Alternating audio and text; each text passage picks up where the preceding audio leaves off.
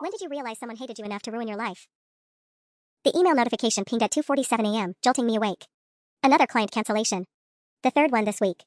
Asterisk hi Sarah, after doing some research, we decided to go with another designer. We found some concerning reviews about your work quality and professionalism. Thanks anyway. Asterisk. I stared at my phone screen, the blue light burning my tired eyes. Concerning reviews? I've been freelancing for 6 years and never had a single complaint. My hands shaking, I opened my laptop and navigated to the review sites. There they were. 5 one-star reviews posted in the last month, all from accounts I'd never heard of. Sarah Martinez is unreliable and delivers subpar work. Missed every deadline and was rude when confronted. Complete waste of money, avoid at all costs. My heart hammered against my ribs. These weren't just bad reviews, they were character assassinations. Detailed lies about projects I'd never worked on, clients I'd never met. Someone had taken time to create fake accounts, craft believable complaints, and systematically destroy my professional reputation. I called my friend Maya at 8 a.m. sharp, desperate for someone to believe me. Her voice was cold in a way I'd never heard before. Look, Sarah, I can't really talk right now, she said, cutting me off mid-explanation. Things have been complicated lately. What do you mean complicated? Maya, someone is literally sabotaging my business. I just think maybe you need to take responsibility for your actions instead of blaming other people. Jessica told me about the things you've been saying, and honestly, I'm disappointed. Jessica. My maid of honor. My best friend since college. What things? What did she tell you? But Maya had already hung up. I sat in my kitchen, surrounded by the breakfast dishes I couldn't bring myself to wash, and tried to piece together when everything started falling apart. It began subtly, friends taking longer to respond to texts, invitations that seemed to dry up, conversations that died awkwardly when I approached groups at parties. I chalked it up to post-wedding blues, the natural drift that happens when life gets busy. But now, with my client base hemorrhaging and my oldest friends treating me like a pariah, the timeline was becoming sickeningly clear. It all started right after my engagement party 8 months ago. The party where Jessica gave that beautiful maid of honor speech about loyalty and friendship, tears glistening in her eyes as she talked about how happy she was for me and Marcus. Marcus. My fiancé of 8 months, who Jessica had dated for exactly 4 months during our sophomore year of college. Ancient history. A relationship so brief and meaningless that Marcus had to think for a full minute when I first mentioned her name. They'd stayed casual friends, the way you do when there are no hard feelings and plenty of mutual connections.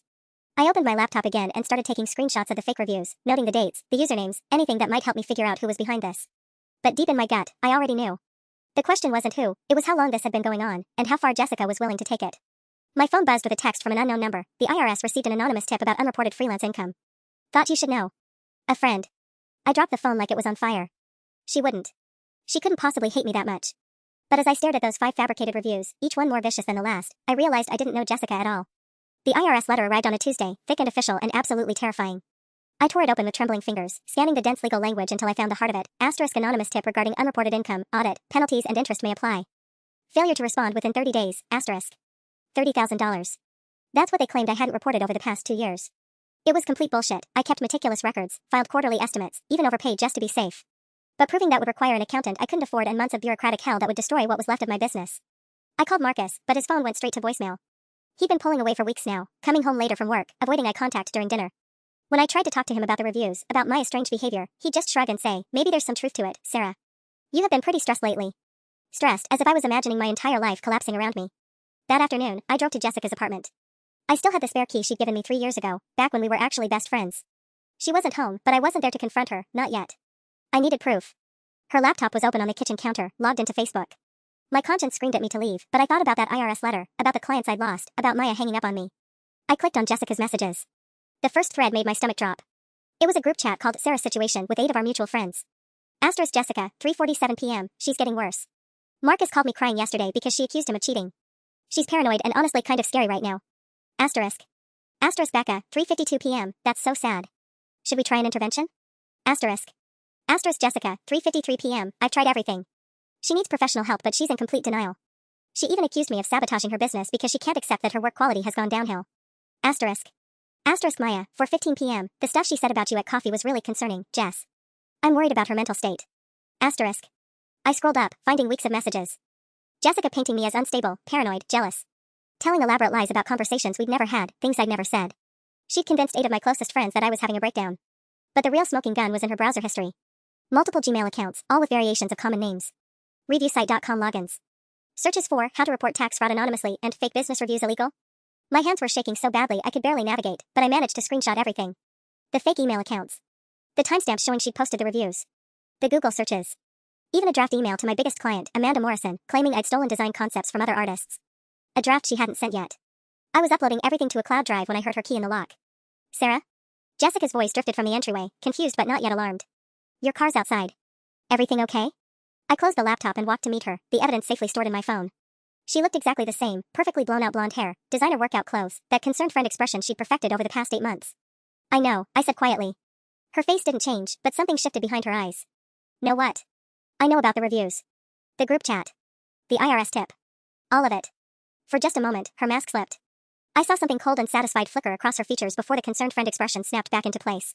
Sarah, you're scaring me. Maybe we should call Marcus? That's when I knew she was never going to stop. I pulled out my phone and showed her the screenshot of the Sarah situation group chat. Her face went completely white. You want to call Marcus? I said, my voice steadier than I felt. Let's call him together. Let's ask him about this conversation where he supposedly called you crying about me accusing him of cheating. Because that's interesting, Jessica, I never accused him of anything. But now I'm wondering if maybe I should have. She took a step back, and for the first time in months, I saw the real Jessica. Not the concerned friend, not the supportive maid of honor. The woman who had spent 8 months systematically destroying my life. You broke into my apartment, she said, her voice shifting to something sharper. You violated my privacy. Do you realize how unhinged that sounds? Not as unhinged as creating fake Gmail accounts to destroy someone's business. What's the endgame here, Jess? What exactly are you hoping to accomplish? She laughed, and it was a sound I'd never heard from her before, bitter and cold. You really don't get it, do you? You never did. Everything just falls into your lap. Perfect Sarah with her perfect life. Perfect life? You've convinced all my friends I'm crazy, destroyed my client base, and sicked the IRS on me. What part of that seems perfect to you? The part where you still get to marry him. The words came out like she'd been holding them behind her teeth for months. You get Marcus, the business success, the cute apartment, the engagement photos everyone gushes over. And I get to smile and plan your bachelorette party like I'm so fucking happy for you. Marcus? This is about Marcus? I stared at her, genuinely confused. You dated him for 4 months in college. You broke up with him. You told me you weren't even compatible. I told you that because he dumped me for some sophomore in his economics class. But you wouldn't know that because you never bothered to ask for details. You just assumed it was mutual. The pieces clicked into place with sickening clarity. So when we started dating? When you started dating him 18 months later, yeah. And you were so excited to introduce me to your new boyfriend, remember? So proud. You had no idea I'd already been with him. That I knew exactly how he sounds when he comes. That I'd already met his parents at that barbecue you thought was your special first time. I felt like I might throw up. Jesus, Jessica. Why didn't you just tell me? I would never have. What? Given up your soulmate for little old me? Come on, Sarah. We both know you would have done exactly what you did. You would have convinced yourself it was fine because it was ancient history and you would have married him anyway. The only difference is you might have felt guilty about it for 5 whole minutes. That's not true. Isn't it? Name one time you've ever sacrificed something you wanted for someone else. One time you put someone else's happiness before your own. I opened my mouth to argue, but the words wouldn't come. Not because she was right, but because the question was so fundamentally twisted. She dated Marcus for 4 months in college. I'd been with him for over 2 years. So your solution was to destroy my life? Make me lose my friends, my business, get me audited by the IRS? My solution was to show everyone who you really are. Paranoid. Unstable. The kind of person who breaks into her best friend's apartment and makes wild accusations. She smiled, and it was terrifying how normal she looked. And it worked, didn't it? Maya won't take your calls. Even Marcus is starting to see it. My phone buzzed. A text from Marcus, Jess called. She's worried about you. Maybe you should talk to someone professional? Jessica glanced at my screen and smiled wider. I texted him when I heard you in here. Told him I came home to find you going through my personal things, talking about conspiracies. He's probably on his way over right now. You're insane. Am I? Because from where I'm standing, you're the one who committed a crime today. Breaking and entering. Violating my privacy. I have every right to call the police. She pulled out her own phone, finger hovering over the emergency dial. But I'm not going to do that, Sarah. Because I'm your friend. Your maid of honor. And I'm going to help you get through this mental health crisis you're obviously having. The front door opened. Marcus's voice called out, Jess? Sarah? Everything okay up there? Jessica's smile was radiant as she called back, we're fine. Sarah just needs some help right now. I realized she'd won. Even with all my evidence, all my screenshots, I was standing in her apartment having clearly violated her privacy. I looked unstable. I looked exactly like the paranoid, jealous woman she'd been describing to everyone for months. But as I heard Marcus's footsteps on the stairs, I made a decision. Jessica wanted to play this game? Fine. I could play it better. Hi baby, I said to Marcus as he reached the top of the stairs, keeping my voice perfectly calm. Jessica and I were just having a conversation about some concerns I had. Marcus looked between us, taking in Jessica's pale face and my steady demeanor. I could see him trying to reconcile whatever panic story she'd told him with the scene in front of him. Jess said you were going through her things? I was, I admitted immediately. And I found some interesting stuff. Want to see? Jessica's confident smile faltered slightly. She'd expected me to deny it, to look guilty and defensive. Instead, I pulled out my phone and opened the screenshots. This is a group chat called Sarah's Situation, I said, showing Marcus the screen. Check out the timestamp on this message where Jessica claims you called her crying about me accusing you of cheating. Marcus squinted at the phone, reading. His frown deepened. I never called you, he said to Jessica. I've never called you crying about anything. You were upset, Jessica said quickly. Maybe you don't remember it that way, but... Marcus, I interrupted, scrolling to another screenshot. What's your middle name? William. Why? I showed him one of the fake review accounts, Marcus W_design. Someone created a Gmail account using your name to post fake reviews about my work. Someone who knows your name but doesn't know you spell it with a C, not a K. The color drained from Jessica's face. That could be anyone. Lots of people spell it with a K. Could be. But here's the browser history from your laptop showing you logged into this exact account 40 minutes ago. I swiped to the next screenshot. And here's a saved password for reviewmaster.com under your Chrome profile. Marcus was staring at the evidence, his expression shifting from confusion to something harder. Jessica, what the fuck is this? She broke into my apartment. Jessica's voice was getting higher, more desperate. She violated my privacy to find this stuff. You can't trust anything she. I used the spare key you gave me 3 years ago, I said evenly. The one you insisted I keep for emergencies. I'd say discovering who's been systematically destroying my life qualifies as an emergency. I pulled up the draft email to Amanda Morrison. This is a message you haven't sent yet, claiming I stole design concepts. Amanda's been my client for 4 years. She's also the main contact for the Henderson Group project, you know, the one worth $30,000 that would have paid for our honeymoon. Marcus read over the draft, his jaw tightening. You were going to send this? I wasn't going to send anything. Sarah is having some kind of breakdown and she's trying to drag me into her paranoid fantasies. Then explain the IRS tip, I said, pulling up another screenshot. Here's your search history, how to report tax fraud anonymously, IRS whistleblower process, penalties for unreported freelance income. I'll search the day before I got the audit notice. The silence stretched out for 30 seconds. Jessica looked between Marcus and me, her perfect composure finally cracking. She's making this up, she whispered. She's doctoring screenshots to frame me. Am I? I opened my laptop and logged into her Facebook account, which was still active from earlier. Here's the Sarah situation group chat, live and in real time. Want to scroll through it together? Marcus moved closer to read over my shoulder. I watched his face change as he saw months of lies, manipulation, and calculated character assassination.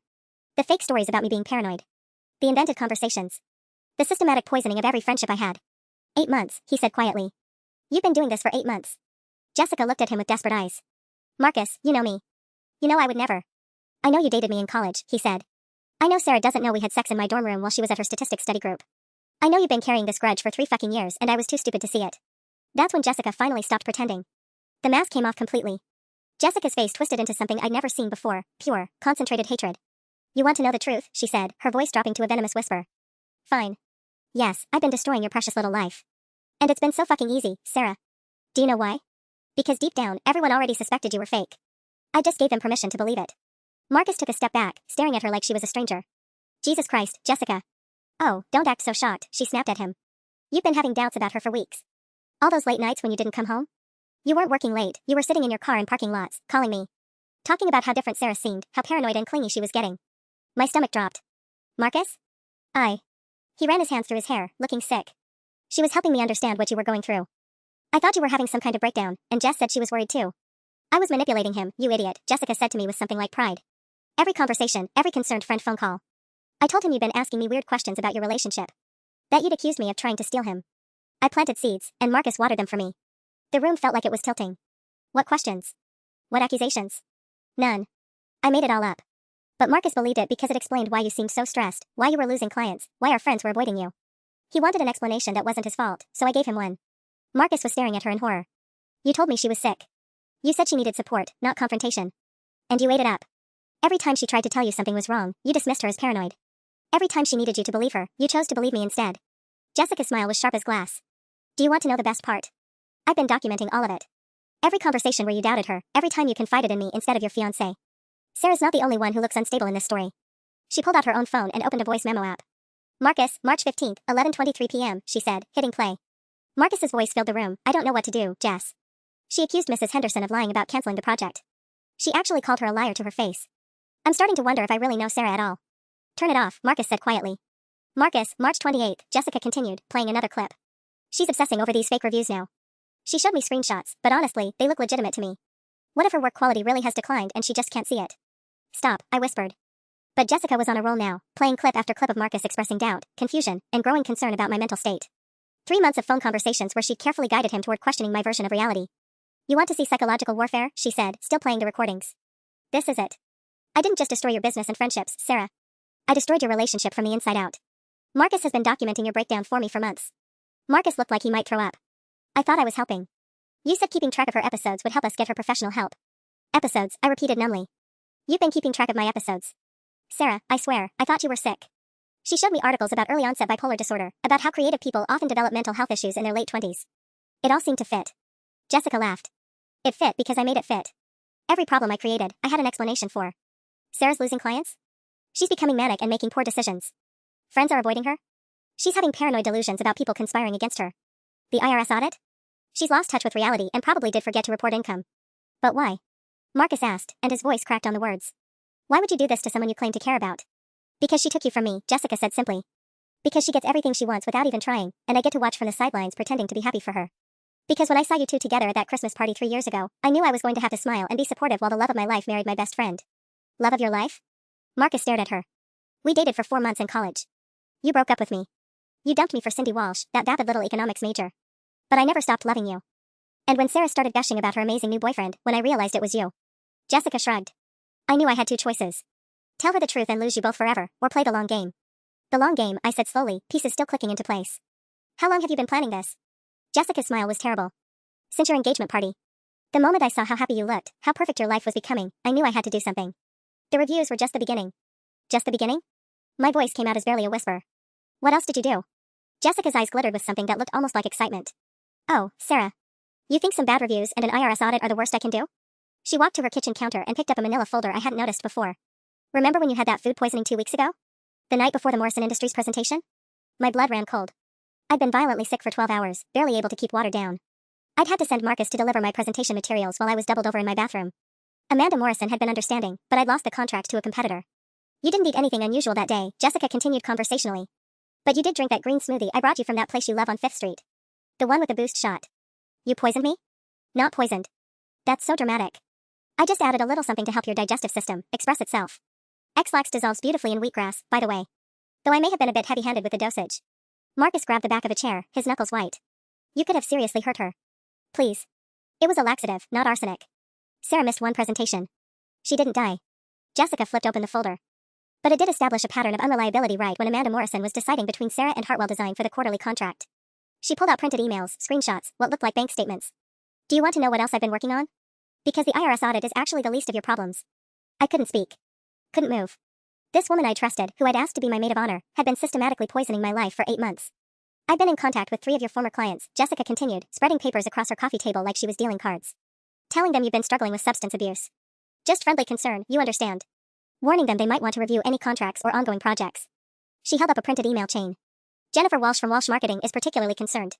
Apparently, she's been wondering why you seemed off during your last few meetings. I may have mentioned that I've been worried about your drinking. I don't drink, I said automatically. You know I barely drink. I know. But Jennifer doesn't. And that time you had a migraine during the logo revision meeting? Well, now she thinks it was a hangover. Funny how reframing changes everything. Marcus was reading over my shoulder, his face getting paler with each page. This is insane. You've been building fake cases against her with her own clients? Not fake. Carefully curated. Every migraine becomes a hangover. Every sick day becomes suspicious. That time Sarah seemed tired during a video call becomes evidence of late-night partying. Jessica's organization was meticulous, terrifying. I've been playing the concerned friend, documenting Sarah's decline 4 months. I found my voice. The wedding. Something flickered in Jessica's expression. What about it? Your wedding is in 6 weeks. You asked me to do the invitations, the programs, the table cards. All that custom design work. My mind was racing. You're planning something for your wedding. Jessica's smile widened. Smart girl. Though not smart enough to see it coming. She pulled out her phone and showed me her notes app. Pages and pages of planning, timing, logistics. Imagine this, my wedding day, 200 guests, including every person from our college friend group. Your former clients. Marcus's colleagues. My new in-laws who work in marketing and design. Jessica, don't. I've written a maid of honor speech, she continued, scrolling through her notes. It's beautiful, really. All about friendship and loyalty and how people aren't always who they seem to be. About how sometimes the people closest to us are fighting battles we can't see. She looked up at me, her eyes bright with malicious joy. I'm going to tell them about your breakdown, Sarah. About your paranoid accusations, your substance abuse problems, your professional decline. I'm going to do it in front of everyone who matters, with months of carefully documented evidence to back it up. And Marcus's recordings, I said numbly. Marcus's recordings. The fake reviews that will seem completely justified once I explain your mental state. The client complaints that paint a picture of someone spiraling out of control. She gestured at her folder. By the time I'm done, you won't just be ruined professionally. You'll be a cautionary tale. The room was spinning. 8 months of systematic destruction, all leading to one moment of public humiliation that would cement the narrative forever. Unless, Jessica said quietly, you do the right thing. Which is? Break up with Marcus. Call off the engagement. Disappear from our friend group. Let me have the life that should have been mine from the beginning. She closed the folder and smiled that perfect, practiced smile I'd seen 1,000 times. You have until my wedding day to decide. The silence in Jessica's apartment stretched for what felt like hours but was probably only 30 seconds. Marcus was staring at the folder like it contained pictures of dead bodies. I was trying to process the scope of what she'd done, not just the reviews and the IRS tip, but months of calculated psychological warfare designed to make me complicit in my own destruction. You're blackmailing me, I said finally. I'm offering you a choice, Jessica corrected. You can walk away now, cleanly, with some dignity intact. Or you can try to fight me and watch me destroy what's left of your reputation in front of 200 people who will never look at you the same way again. Marcus found his voice. This is insane, Jess. You can't seriously think I'm going to. What? Choose Sarah over me? You already did that once, Marcus. 3 years ago when you started dating her without even telling me. Jessica's mask slipped again, revealing something raw and desperate underneath. Do you know what it was like? Pretending to be excited when she showed me your picture? Acting surprised when she said your name? We weren't together, Marcus said, but his voice lacked conviction. You and I had been over for years. Had we? Because I remember you calling me drunk at 2 a.m. during your senior year, saying you missed me. I remember you texting me happy birthday every year, asking how I was doing. Mixed signals much? I watched something shift in Marcus's expression, guilt, maybe, or recognition. Those weren't. I wasn't trying to lead you on. Weren't you? Late night calls, staying in touch through college friends, always being just a little too interested in my dating life? Jessica stepped closer to him. Face it, Marcus. Part of you kept the door open because you weren't sure about ending things either. That doesn't justify any of this, I said, but even as the words left my mouth, I was watching Marcus's face. The way he couldn't quite meet my eyes. The way his shoulders sagged like he was carrying weight I hadn't known about. Doesn't it? Jessica pulled out her phone again. Marcus, June 12th of last year. 2 months before you proposed. She hit play. Marcus's voice, slightly slurred. I keep thinking about college, you know? How simple things were. Sometimes I wonder what would have happened if we tried harder to make it work. My stomach dropped. 2 months before you proposed? I was drunk, Marcus said quickly. I was having cold feet about proposing and I called a bunch of people. You called me, Jessica said. At 1:47 a.m. And talked for 37 minutes about how you weren't sure if Sarah was the one or just the safe choice. The folder suddenly felt heavier in my hands. How many recordings are there? 43 phone calls over 3 years, Jessica said with something like pride. Marcus has been my most reliable source of information about you, and he doesn't even know it. Every doubt, every concern, every moment of relationship uncertainty, I have it all documented. Marcus was shaking his head. You were my friend. I thought I could trust you with that stuff. You could. I never told Sarah about your doubts, did I? I never mentioned the times you wondered if you were settling, or whether you found her boring in bed, or how you thought about calling off the engagement after that fight about your mother in February. Stop, I whispered. But Jessica was relentless. He loves you, Sarah, don't get me wrong. But he's never been sure about you. Not really. And I've got 3 years of evidence to prove it. She pulled up another recording. Marcus's voice, she's great on paper, you know? Successful, pretty, gets along with my friends. But sometimes I feel like I'm dating a resume instead of a person. The betrayal hit me in waves. Not just Jessica's systematic destruction, but Marcus's casual dismissal of our entire relationship to the woman who'd been orchestrating my downfall. This is what you're fighting for, Jessica said to me, gesturing at Marcus. A man who's been questioning your compatibility for 3 years but was too comfortable to leave. A man who chose me as his confidant instead of talking to you about his concerns. Marcus finally looked at me, his face crumbling. Sarah, I swear, I didn't know she was. Didn't know what? That your casual complaints about our relationship were being weaponized against me? That every doubt you shared with her was ammunition she could use to destroy my life? I closed the folder and stood up. My hands had stopped shaking. Something cold and clear was crystallizing in my chest. Here's what's going to happen, I said, surprising myself with how steady my voice sounded. I'm going to leave now. Marcus, you can stay and reminisce with Jessica about how boring I am in bed. And Jessica? I'll see you at your wedding. Sarah, Marcus started. Save it. Both of you. I walked toward the door, but Jessica's voice stopped me. If you show up at my wedding planning to cause a scene, I'll release everything. Every recording, every piece of evidence, every detail about your breakdown. Your professional reputation will be finished. I turned back to her, and for the first time in 8 months, I smiled. Who says I'm planning to cause a scene? I left Jessica's apartment with my evidence and a plan that was still forming in the edges of my mind. But first, I had a more immediate problem. Marcus was following me. Sarah, please. We need to talk about this. I kept walking toward my car, keys already in my hand. Actually, we don't. I think Jessica's recordings covered your feelings pretty thoroughly. Those were private conversations. I was working through doubts, not making decisions. Everyone has doubts. I stopped at my car door and finally looked at him. Really looked. This man I'd planned to marry in 4 months, who'd been documenting my episodes for his ex-girlfriend while I was being systematically destroyed. February 23rd, I said. The night I couldn't sleep because I kept thinking about the Morrison project falling through. You held me while I cried about feeling like a failure. Do you remember what you told me? His face softened. I told you that you were the strongest person I knew. That anyone who couldn't see your talent was an idiot. Right. And then 3 hours later, you called Jessica and told her you thought I was becoming unstable and obsessive about work. I clicked unlock on my car remote. So which version was the lie, Marcus? The comfort you gave me, or the concerns you shared with her? Neither. Both. I don't know. He ran his hands through his hair, a gesture I'd once found endearing. I was confused, Sarah. You were going through something I didn't understand, and Jessica seemed to know how to help. She was the one causing it. The words came out sharper than I intended, echoing off the apartment building's concrete facade. Every problem she was helping you understand, she created. The client losses, the paranoia, the stress, it was all her. I know that now. But you have to understand, from my perspective. From your perspective, it was easier to believe I was having a breakdown than to actually listen to what I was telling you. I opened my car door. That's not doubt, Marcus. That's cowardice. He grabbed the door frame before I could close it. So what, that's it? 3 years together and you're just done? 3 years where you apparently told another woman I was boring in bed and wondered if you were settling for me? Yeah, I think we're done. Sarah, come on. You've said things about me to your friends too. Everyone vents sometimes. Have I? Have I called Maya at midnight to complain about your performance in bed? Have I told anyone you're not the one? I watched his face change as he realized I hadn't. The difference is, I chose you, Marcus. Every day for 3 years, I chose you. You've been keeping your options open. I started the engine, forcing him to step back from the car. Through the open window, I could see Jessica watching us from her apartment balcony, probably recording this conversation too. Where are you going? Marcus asked. Home. To pack your things. Sarah, please don't do anything rash. Jessica is clearly unstable, but that doesn't mean we can't work through. Actually, I think Jessica is the sanest person in this whole situation. She wanted something, she made a plan, and she executed it flawlessly. The only thing she didn't count on was me finding out before her wedding day. I put the car in drive, then stopped. One more thing I needed to know. The engagement ring, I said. When you bought it. Did you call Jessica about that too? Ask her advice on the size, the style, whether she thought I'd say yes? The silence was answer enough. Jesus, Marcus.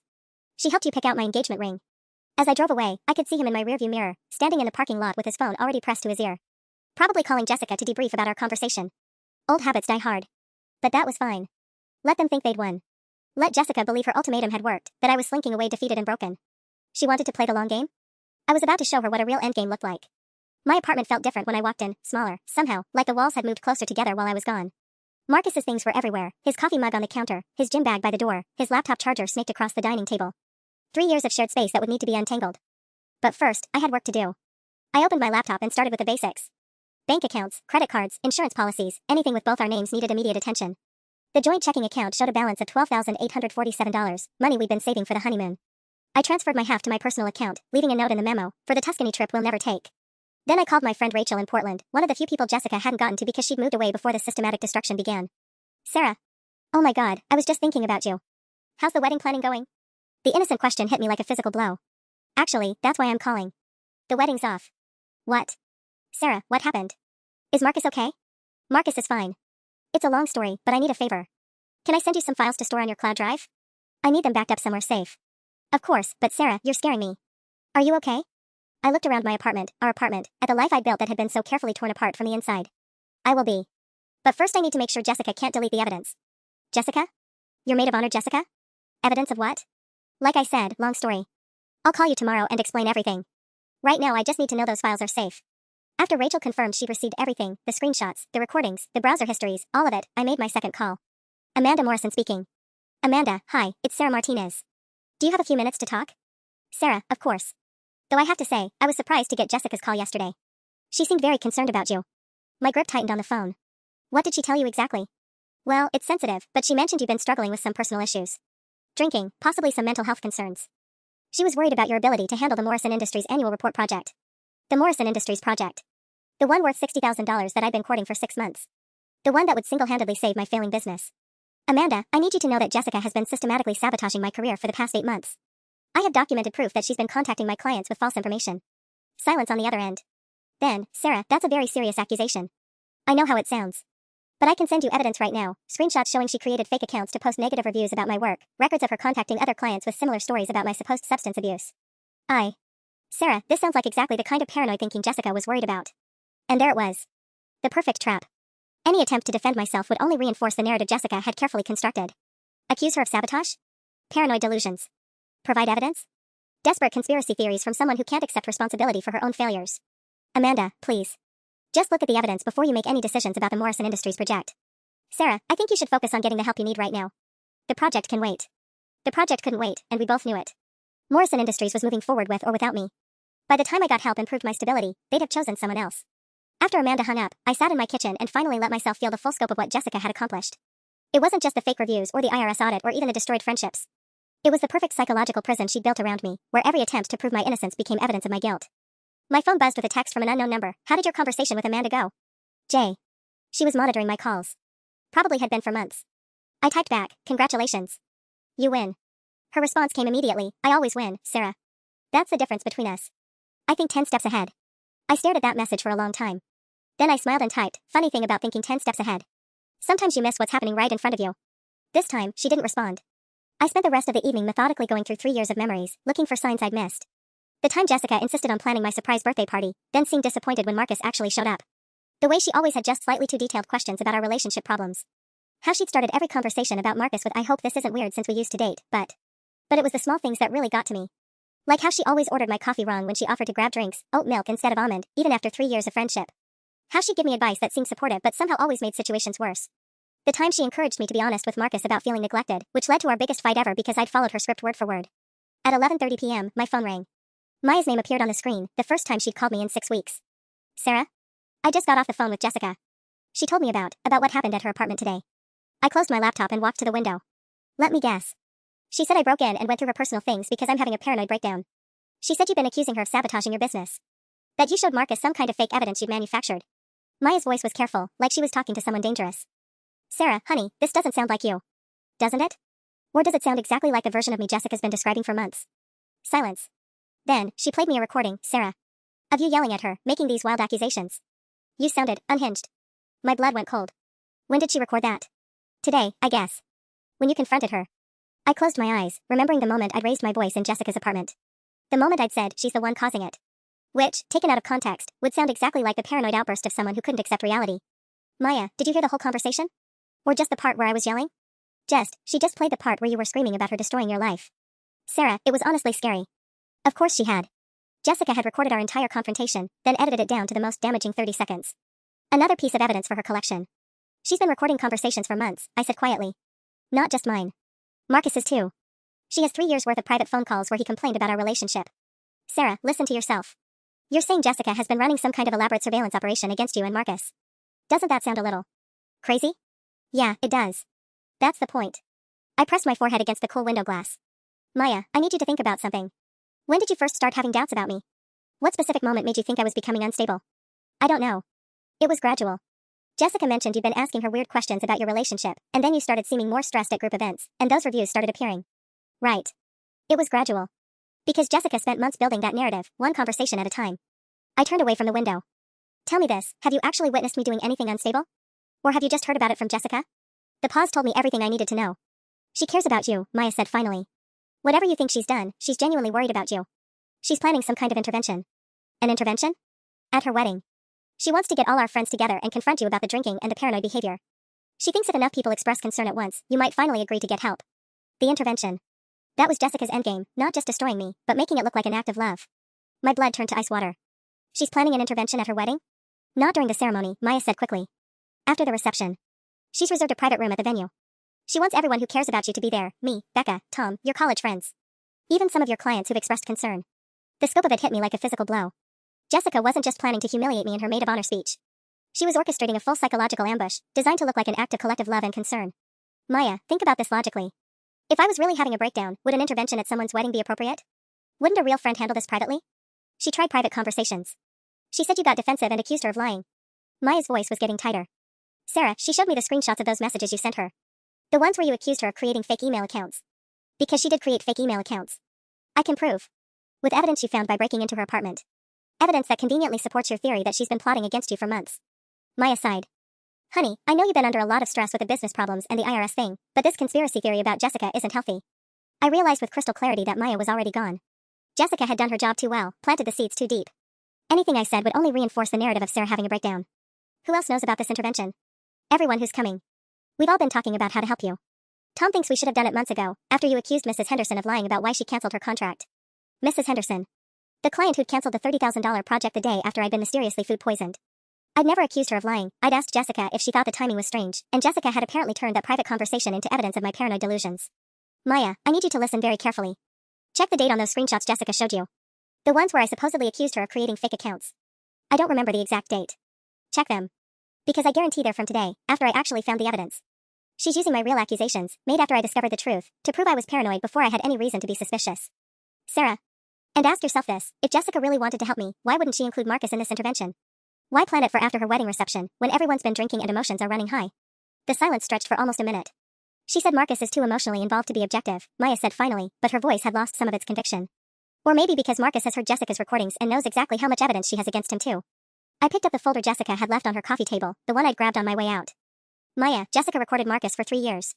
Every doubt he ever expressed about our relationship, every private moment of uncertainty. Do you really think someone who does that is motivated by love and concern? You took her folder? I took evidence of crimes being committed against me. There's a difference. Maya was quiet for so long I thought she'd hung up. Then, Sarah, even if some of what you're saying is true, breaking into her apartment, taking her things, you're not handling this the right way. What would be the right way? Let her destroy my reputation at her wedding while pretending it's an intervention? Smile and thank everyone for their concern while my career and relationships are systematically dismantled? Get a lawyer. Handle it legally. With what money? The IRS has frozen my accounts pending their audit. I've lost 60% of my client base. I'm paying a CPA $300 an hour to prove I didn't commit tax fraud. I laughed, but it came out bitter. Jessica knows exactly how to destroy someone, Maya. She cut off my resources first. Another long pause. Then Maya said the words that confirmed Jessica had won. Maybe you should just not come to the wedding. After Maya hung up, I sat in the dark for an hour, turning her suggestion over in my mind. Maybe you should just not come to the wedding, the simple solution. Disappear quietly, let Jessica have her perfect day, and rebuild my life somewhere else. It's exactly what she was counting on. At 1:23 a.m., I opened Jessica's folder again and started photographing every document with my phone. Bank statements showing she'd been tracking my financial accounts somehow. Printed emails between her and my former clients. A handwritten timeline of my psychological decline with specific dates and fabricated incidents. But it was the last document that made my hands shake. A letter of recommendation, printed on Morrison Industries letterhead, praising Jessica's innovative marketing strategies and ethical approach to competitive challenges. Dated 3 months ago. Signed by Amanda Morrison. Jessica didn't just know Amanda, she'd been working with her. The Morrison Industries contract I'd been chasing for 6 months. Jessica had been positioning herself as the alternative the entire time. I called Amanda's office number, knowing it would go to voicemail at this hour. Amanda, this is Sarah Martinez calling at 1:30 a.m., which I realize sounds unhinged, but I need you to know something. Check your records for any communications with Jessica Chen about Morrison Industries projects. Check when she first contacted you, what services she offered, and compare that timeline to when my other clients started canceling. I'm sending you a photo of what appears to be a recommendation letter from your company endorsing her work. If you didn't write this, we both have a bigger problem than you realize. I hung up and immediately forwarded the photo to my own email, Rachel's Cloud Drive, and a new Gmail account I created just for backup. Jessica was right about one thing, I needed to think 10 steps ahead. My phone buzzed at 1:47 a.m. Unknown number, couldn't sleep either? Jay. She was monitoring my calls to Amanda too. Probably had been listening to my voicemails, tracking my emails, maybe even accessing my phone records. The scope of surveillance was beyond anything I'd imagined. I typed back, how long have you been working with Amanda Morrison? Technically? 3 months. But I planted the seeds 6 months ago at that networking mixer you couldn't attend because of your migraine. Remember that day? You asked me to represent your business at the event. My stomach dropped. The Morrison Industries mixer. I'd been violently sick that morning, another mysterious bout of food poisoning that I'd attributed to bad sushi. Jessica had volunteered to go in my place, to hand out my business cards and make connections on my behalf. She'd used my networking event to steal my biggest potential client. The food poisoning, I typed. That wasn't the first time, was it? You really should be more careful about accepting drinks from friends. Especially those protein smoothies you love so much. Did you know Ipecac syrup is still available at most pharmacies? Tiny amounts, mixed with something strong flavored like ginger or wheatgrass, and boom, 12 hours of violent illness that looks completely natural. I ran to the bathroom and vomited until there was nothing left. She'd been poisoning me. Systematically making me sick every time I had important meetings or presentations, then positioning herself as a reliable alternative. When I finally stopped dry heaving, there was another text waiting, don't be so dramatic, Sarah. It was just a little digestive upset. Very temporary, very targeted. I never put you in any real danger. You could have killed me. Please. I researched proper dosages. You were never at risk of anything worse than an unpleasant day. Though I admit, that time before the Henderson presentation I may have been slightly heavy-handed. You were dehydrated for what, 2 days? But you survived, and Hartwell Design got a lovely new client out of it. Hartwell Design. Jessica's company name. I called Marcus, not caring that it was almost 2 a.m. He answered on the first ring, voice thick with sleep or alcohol. Sarah? Jesus, what time is it? Jessica has her own design company. Hartwell Design. She's been stealing my clients, Marcus. This whole thing, it wasn't just about revenge. It was about eliminating competition. What are you talking about? She's been poisoning me before important meetings. Making me sick so I'd miss presentations, then swooping in as the professional alternative. The Morrison Industries contract, the Henderson Group project, she didn't just destroy my relationships with those clients, she took the business for herself. Silence. Then, Sarah, you sound really paranoid right now. Check it out yourself. Google Hartwell Design. Look at their client list, their portfolio. Then compare it to the list of clients I've lost over the past 8 months. I was pacing my apartment, adrenaline making it impossible to sit still. She's been running a competing business while pretending to be my supportive best friend. Even if that's true. Even if it's true? Marcus, she's been systematically poisoning me to steal my clients. That's attempted murder and corporate espionage. That's not attempted murder, he stopped himself. That's what? Go ahead, finish that sentence.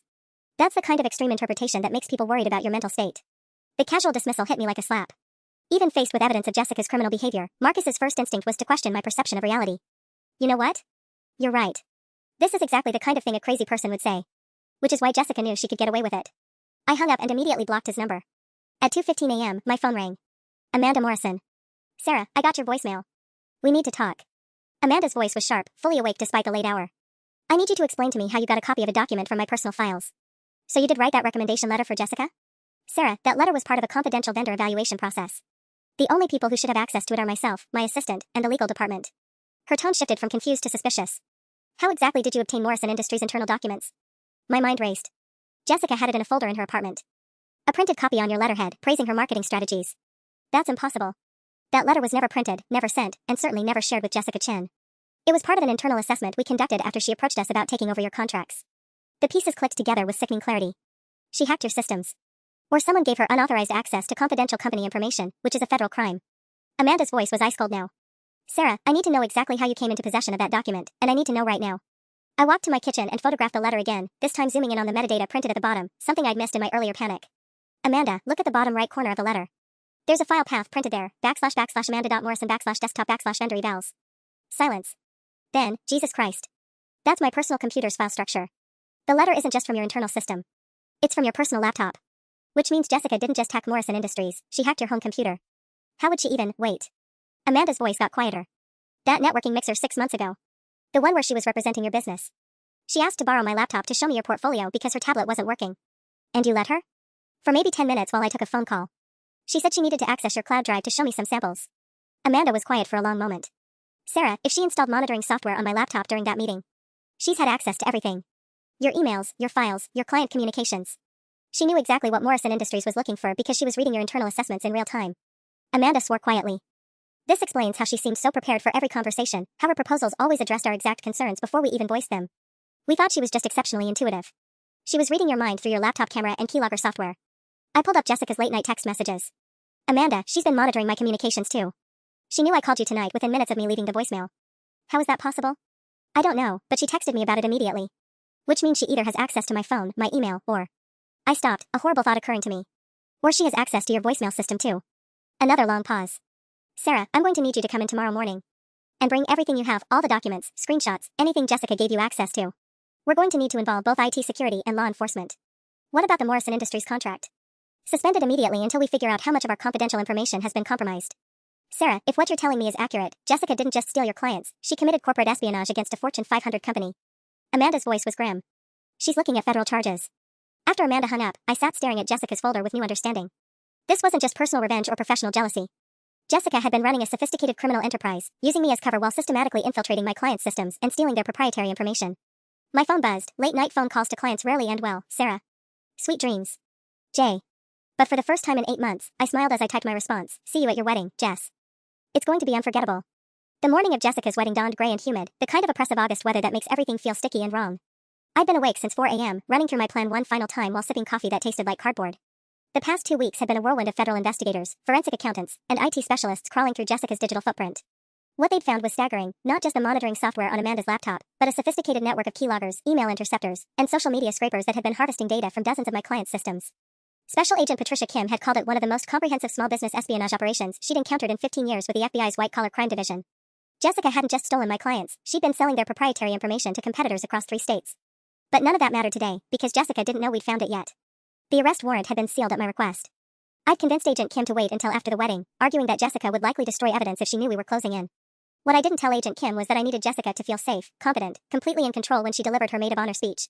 I needed her to confess publicly to crimes she didn't even know we'd discovered yet. My phone buzzed as I was getting dressed. Big day. So excited to see you walk down that aisle as my maid of honor. Everything is going to be perfect. Jay. I stared at the message, my hands trembling slightly. After everything, the poisoning, the corporate espionage, the systematic destruction of my life, she still expected me to play my part in her perfect day. I typed back, wouldn't miss it for the world. My speech is going to bring the house down. The response came immediately, I can't wait to hear it. Though I hope you've been taking care of yourself. Some of the wedding party mentioned you seemed fragile at the rehearsal dinner. The rehearsal dinner I hadn't attended because I'd been in FBI offices reviewing evidence until 11 p.m. But Jessica had covered for my absence brilliantly, telling everyone I'd had another episode and needed space to compose myself before the wedding. Even my absence had become ammunition. At 10:47 a.m., Maya called. Sarah, please tell me you're not planning to do anything crazy today. Define crazy. Jessica showed me some text messages you've been sending her. Weird stuff about speeches bringing houses down, about things being unforgettable. She's worried you might try to sabotage her wedding. I almost laughed. Jessica was using my own words against me, painting them as threats while playing the concerned bride who just wanted her best friend to get help. Maya, did Jessica show you the actual messages, or did she just tell you what they said? She read them to me. Why? Because I guarantee the messages she read were edited. She's been manipulating screenshots for months. I pulled up my actual conversation with Jessica. The message I sent said my speech would bring the house down. Pretty standard expression for a good speech, right? Silence. Maya, I need you to do something for me. During the reception, when Jessica gives her maid of honor speech about me, I want you to record it.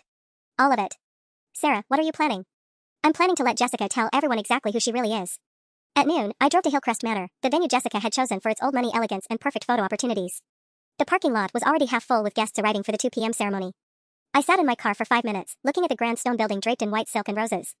Somewhere inside, Jessica was probably getting her makeup touched up, surrounded by bridesmaids and family members telling her how radiant she looked. In 3 hours, her perfect day would be over, and her real life would begin. Agent Kim had positioned unmarked vehicles at both entrances.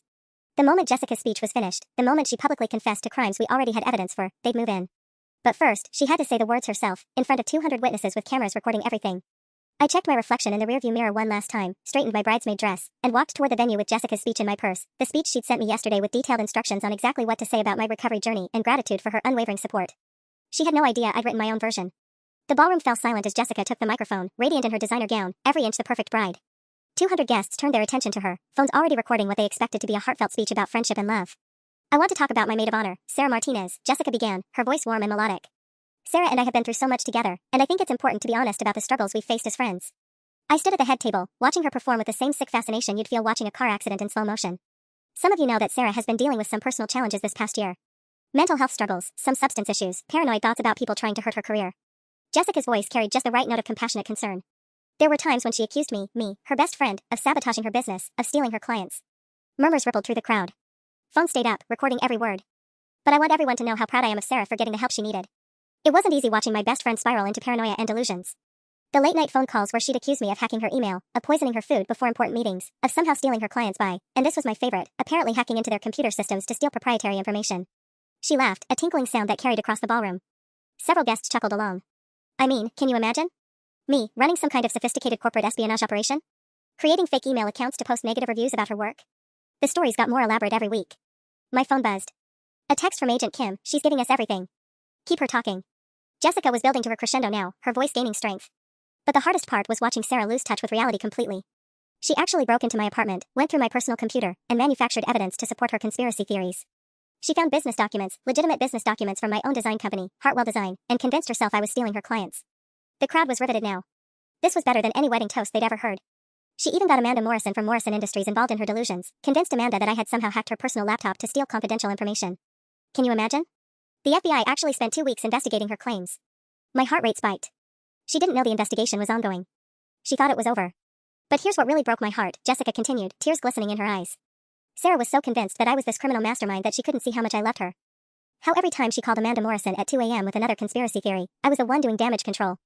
How every time she accused another client of being part of some imaginary plot, I was there to smooth things over. She turned to look directly at me. I saved your business, Sarah. When your paranoia destroyed your relationships with the Morrison Industries account, with Henderson Group, with Walsh Marketing, I was the one who stepped in to salvage what could be saved. I took on those clients to protect the work you'd started, to make sure their projects were completed professionally. The confession was even more complete than Agent Kim had hoped for. So when people ask me why I'm still friends with someone who accused me of corporate espionage, who claimed I was running surveillance operations and poisoning her food, I tell them it's because that's what real friendship looks like. Standing by someone even when their mental illness makes them believe you're their enemy. Jessica raised her champagne glass. To Sarah Martinez, my maid of honor and best friend, who taught me that love means never giving up on someone, even when they've given up on themselves. The applause was thunderous. Guests wiped away tears, moved by this display of loyalty and forgiveness. I stood up, taking the microphone Jessica offered me with shaking hands. Thank you, Jessica. That was comprehensive. I looked out at the crowd of faces, our college friends, her family, my former clients. I just have one small correction to make. Agent Kim and her team were already moving through the crowd, positioning themselves at the exits. The FBI investigation Jessica mentioned? It's not over. In fact, agents are here right now with a warrant for Jessica's arrest on charges of corporate espionage, computer fraud, and racketeering. Jessica's face went white. Sarah, what? Because everything Jessica just confessed to? We have evidence of. The fake email accounts, the hacked systems, the stolen client information. Even the poisoning, Hartwell Design's bank records show purchases of Ipecac syrup that correspond exactly with dates I was mysteriously ill before important meetings. The ballroom erupted in chaos as agents moved in, but Jessica's voice cut through the noise one final time. You destroyed your own wedding to get back at me? I smiled, handing the microphone to Agent Kim. No, Jessica. I let you destroy it yourself. As they led her away in handcuffs, her wedding dress trailing behind her, I realized she'd been right about one thing. I had learned to think 10 steps ahead. I just thought 11.